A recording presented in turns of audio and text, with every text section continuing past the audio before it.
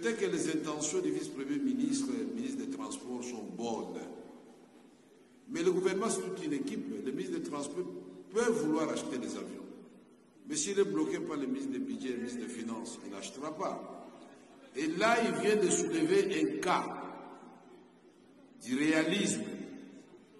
L'Éthiopie, avec son management irréprochable, après plus de 30 ans, même 40 ans, puisque je me souviens que les avions de Ethiopian venaient plutôt ici à Kinshasa pour leur entretien.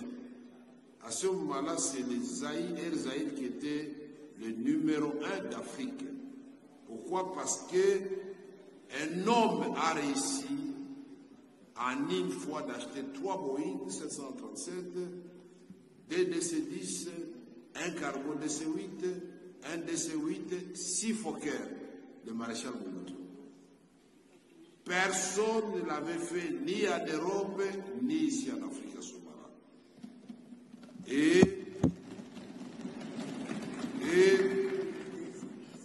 oui, 2 DC-10, personne ne l'avait fait. Et pour la petite histoire, quand il y a eu francophonie en 1975 à Lomé, les grands frères Bosso est ici, les vice-présidents, faisaient mauvais temps ces jours-là. Le président Giscard d'Estaing, avec le DC-10, il a voulu atterrir à l'aéroport de Lomé. Ses pilotes lui ont dit que c'était impossible. Et Adema s'apprêtait à rentrer se reposer, et puis il voit sortir des nuages un avion. Il dit c'est quoi? Il dit c'est le maréchal Mobutu qui vient d'atterrir. Il dit, le maréchal est sorti, il dit moi j'ai de bons pilotes. Il a Yaka. Simon Diasso Yaka. Mukadi na boya. Boya expliquer ce qu'on va bosser qui n'est pas dans la classe ya kitoko. Donc ça veut dire que l'histoire d'avion c'est pas une blague.